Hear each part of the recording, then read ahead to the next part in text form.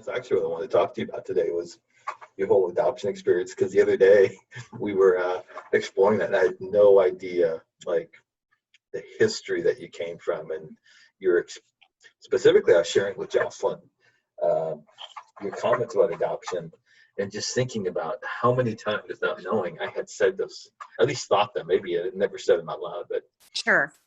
you kind of think those things, and yet you realize. Well, especially, I mean, I don't mean to sound dumb, but you study object relations, right? And Hmm. Korhut, I always say his name wrong. I feel like a real gringo speaking German, whatever, or Belgium, whatever he was. But I don't even anyway, remember his name, so yeah. you're good. But he's one that kind of started. At least he was at the beginning of the object relations, and he was Hmm. apparently working in like social services, if I get the story right, and he was helping Hmm. place children from severely abusive homes, like very horrible homes, into adoptive and foster care families. Hmm. And his Hmm. observation was that even though the new family fully accepted the child and loved them very deeply, and they had structure, and there was order, and there was tenderness, and there was compassion, the children always yearned to go back home. Yeah. And that's when he said, Freud's sense of what people call the hydraulic model or the mechanistic model, that the baby just wants the milk, is not right. Hmm. The baby wants mom. The children want home. And then after, and I was just reading this last week after you and I talked, and I was like, oh, like the dots were connecting. Oh, wow. Wow. Yeah, people try to really simplify adoption trauma. Um, and, as an adoptee, I followed that narrative too, because the narrative is told and written mostly from people who adopt. Right. Oh, So say it again. they have control over the Adoption, narrative. the adoption narrative has been told and mostly written by people who adopt. Wow. Right. Right. And so when you control the narrative or the majority of the narrative, then that's the common teaching, right? So when my parents adopted me as an infant, I was already placed. I was taken from my biological mom, who was 17 when I was born, and placed instead of right away with my parents. I was put in some kind of a foster home orphanage thing, and don't know who gave me care, anything like that, to the point that I was actually dropped. Oh, And they called my mom, my adopted mom, they called her and said, do you still want her? Because she was dropped. oh, wow. So, I mean, How people old look were at that you as like um, 6 weeks, I believe. when you were taken from mom? Oh, no, and I was taken for mom. It was right away. It Like was right away. right. You were Yeah. born. So my biological mom tells the story that, because I met her years ago, that she gave birth to me. She had me cesarean, and the nurse, cleaned me up, did all the things, laid me next to her, and left. And then a few minutes later, a nurse came in and said, "Oh my gosh, you can't have her," and took me, whisked me away. And she never saw me again. And my mom never got help. Nothing. They just sent her away. Um, Wow. and a lot of times adoptive parents have their own trauma and nobody helps them work through it. I think Wow. it's a little better to have an open adoption, but there's still going to be adoption trauma and grief over the loss on both sides. That's why they call adoption an adoption triad, because it's adoptive parents, biological parents, and baby. And you can't get away from that triad, because that triad was sewn together by God. And people don't often use that triad or think about it when they adopt a child. And taking a baby away from their mom is traumatic, right? Because we co-regulate in a way. I mean, I don't know if I'm explaining this to I sound a think little too new agey, no, but I'm getting what you're saying. I mean, your primary instinct when you're born, I mean, from everything I've read and studied about primary attachment and object relations, which we talked about before, is that even in the womb, your right brain is being formed by your mom. And Yes. there is a natural yearning in your body, whether you know it or not, you're not going to be conscious of it till you're much older. But your Right. body, your very system is crying out for mom. And Yes. so the trauma you'd say is embodied trauma. It's implicit memory, not explicit. You're not, going to Yes. recall. It's going to be Right, present. right. And you don't have the way to verbalize this. It's just Exactly. implicit. That's a good way. Yeah, it is implicit. And so when, the first 3 to 5 years of life, right? Because there's different not theologies, different hypothesis on that, but still early childhood, back into the womb, like you're saying, the baby actually borrows the mom's psyche, so to speak, to co-regulate with, right? Yes, right. Right. The umbilical cord, right? Like it's totally down, almost like software download, right brain to right brain. Yes. Yes. And when I was pregnant and I gave birth to our oldest son, all of my adoption trauma came back and smacked me upside the head like a ton of bricks. Oh, my It was word. really, and to this day, like, we're close, right? Yeah. But to this day, there's just that something missing. And we've both been able to verbalize that. There's something missing between us. And I don't know that it's a huge deal, right? Like it hasn't Right. impacted our relationship, but it's different than with my youngest son, who I didn't have that adoption trauma hit me like a ton of bricks. I was able to just take him and bond in a more comfortable, natural way. Whereas with my oldest son, and there was some fetal distress for him too during labor. So that course, yes. also plays a part. But I actually went numb when I held him. My body did not respond. I mean, I loved him. Don't get me wrong. Like there was this sense of obligation, and I needed to protect him, and he was my baby, and I loved him no matter what. But I was numb. I didn't get those. It doesn't seem to me that I got the oxytocin release and all the cool stuff that all these people talk about after birth. And it didn't really happen for me with him until he got much older. Like maybe a few weeks old, I started feeling that like happiness when he would look at me, but it was numb. And I thought I was absolutely nuts. And I actually went into a pretty severe postpartum depression because of it. And to the point that I was a little bit psychotic, like I was hearing things that weren't there. Right. And I just thought that's huge. It is. And now I can look back and go, holy smokes, like, your system was totally like convulsing. It was jammed up. Yeah, it absolutely was. Now I know exactly what it is, but at the time it is so just unnerving. Like you just think you're crazy, and you have this beautiful baby that everybody's fawning over, and you love this baby, but your system is not responding to what you logically know. Right.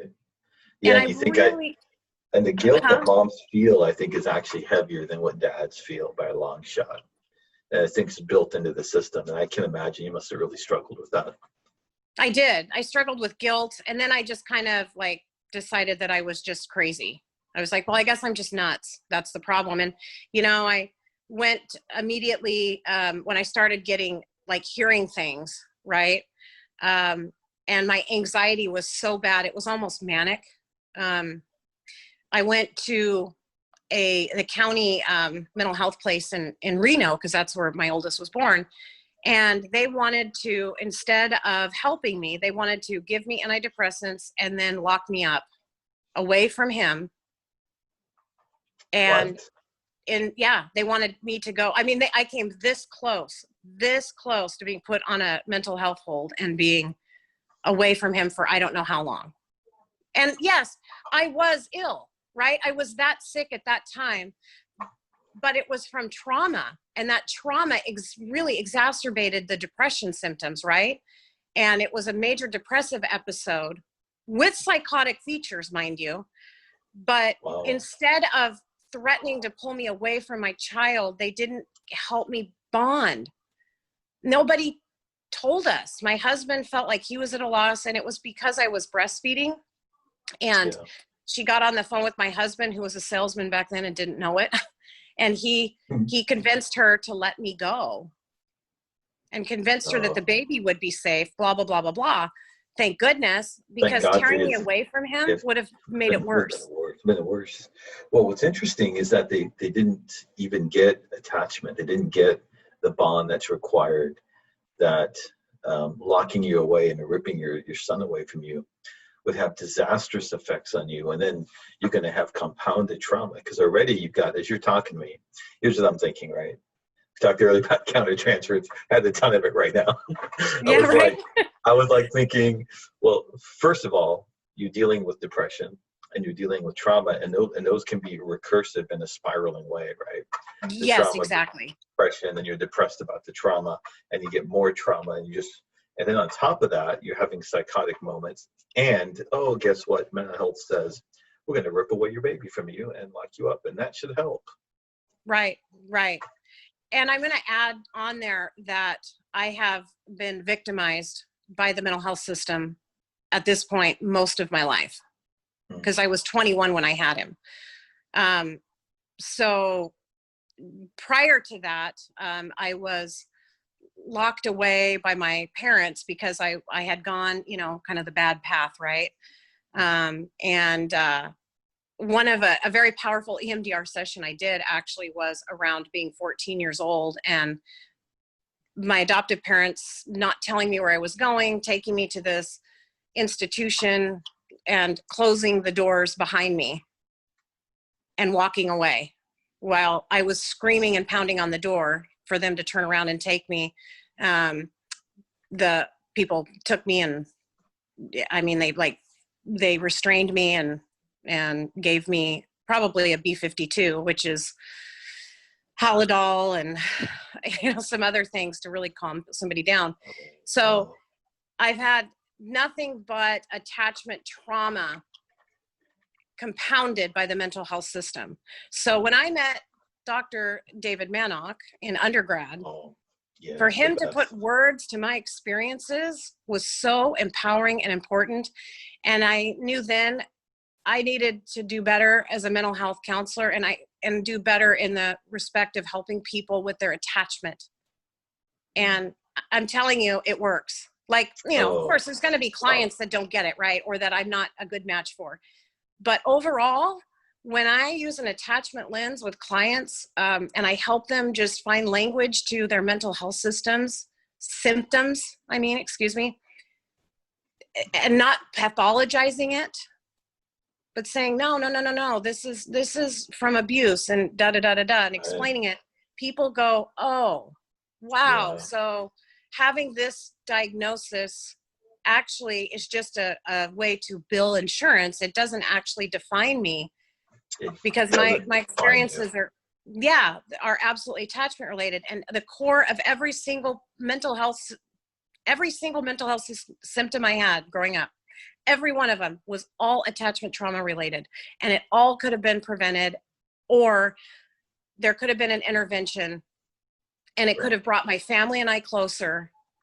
Right. And my parents could have evolved into stronger people, right? And understood their own transference with me. Like, it could have been handled so much better. And I just look back on it and I'm like, God, but mental health in the 80s and 90s was really not very good.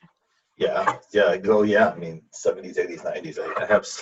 I was quite young back then, but I have a slight recollection, which I processed with David a while back, about Oregon, like releasing all the patients at one point, just reacting and making some pretty bad decisions there. Right. As you're talking to me, I heard you say, your heart's been healed, and I believe you, but I still feel a lot of ouch. Yes. Right. There's still some, maybe it's not ouch, but there's a passion, which I really love. I think maybe what drove or motivates you or helps you connect with people, but there's something in there, at least I felt, of either pain, anguish, passion, so something. You're good. You're good. Yes, you are. You need to go get that PhD. I'm working on it. Yes. Yeah. Yeah, it is painful. It's not the kind of pain that drives me to anger Right. or to bitterness. It's the kind of pain that I think the thorn in the side, maybe, that Yeah. Paul talks about. But I don't know that I need it removed at this point, right? Like Exactly. Paul begged for it Yeah. to be removed. It's a very good pain because it keeps me grounded and focused and it doesn't haunt me. So Right. I can freely talk about it and discuss it for educational purposes, things like that. Because I've had so many people who are adopted say, you put words to my experience. Thank you. Oh yeah, I could see And that. that's important. Yeah. I also think it'd be the kind of pain that kind of drives the compassion. Right. Yes, absolutely. So, Absolutely. we talked about your these amazing experiences. You want to go back to the beginning and just talk about your family, how you ended up getting adopted. There's a really fascinating, I think, story of that alone, Oh, even redemption. I mean, just talk about your family system going way back. And mm. there's a So, lot, okay.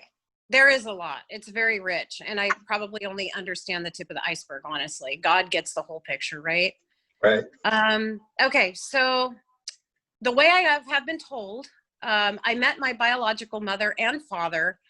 I met my biological mom when I was 22 or 23. And I met my biological father when I was probably in my late 20s, Okay. 26, 27, somewhere in there, maybe mid to late 20s. Wow. So,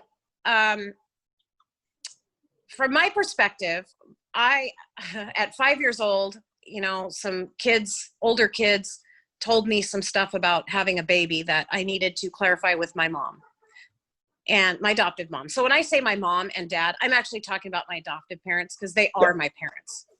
Yeah. So I'll differentiate and I'll say maybe first mom or first father. I try to stay away from the biological mom and biological Oh, father because okay.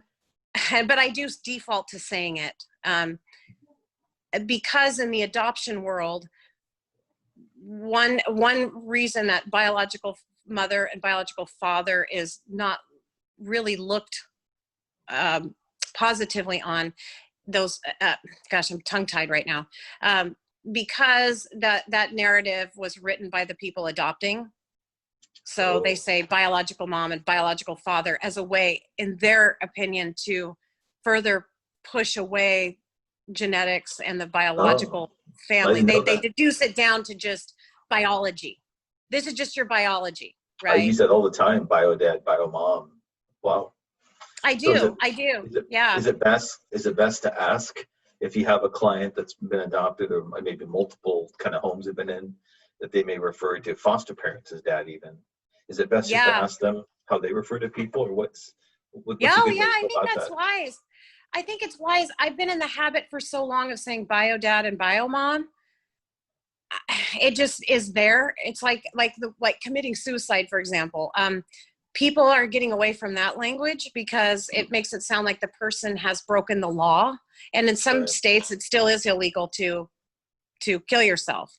Wow. But I try to stay away from saying commit suicide, but I still slip and say that too because it's Right. been years and years and years of the same verbiage. Right. So my natural mom was 16, I believe, when she got pregnant with me, and natural father was 17. They were in high school, they were in love, all the things, right? And he wanted to go into the service and he wanted to take care of the family when he found out she was pregnant. Well, she hid her pregnancy because she knew that she would be forced to have an abortion with me if she had told her mom, my grandmother, in the first or second trimester, because Roe v. Wade was overturned a year or two before I was born. Actually, I can't remember if it was 72 or 73 when it was overturned, but I was born in 74. Right. So she didn't really have prenatal care or very good prenatal care that I'm aware of, right? Because she waited so late. But basically, she was just told she was going to put me up for adoption. There was no discussion about it. It was like, no, this is what you do. And she was shamed into it. So Um, my, I think she was kind of like the way she tells the story and the way that I can recall it. It's, I think it was a deer in headlights moment for her. I don't think she knew exactly what she wanted or what to do. You know, I mean, I think she probably would have married my first father, my natural father, but I don't know. So he really raised a fuss because his rights didn't even matter. I mean, that was the crazy thing. He said when the social worker basically forced him to sign over his rights at the LA County of Adoptions, he was throwing chairs around the room. He didn't want to. He wanted to keep me, and they said, "There's no way you can." My, I'll say biological grandmother, whatever. She actually tried to run him over when she saw him because he wouldn't sign away his rights. I mean, he was really, really Wow. bullied into it, and she admitted to it, Yeah. right? And then he confirmed it. So, you know, shaming people to that degree and not trying to keep families together is really not the right way to go. Now, Failure number one. You said you've been failed by the mental health institutions your whole life. That's like failure number one. yeah, absolutely. And when you have a whole entity making these decisions for you without your knowledge, power, or control, as an adult, I mean, you have to as a baby, right? Like, you know, you're not in control as a baby, but these systems have made these huge decisions for you. And it's like, you just kind of get passive with it, right? Like, I'm not in control of my own life.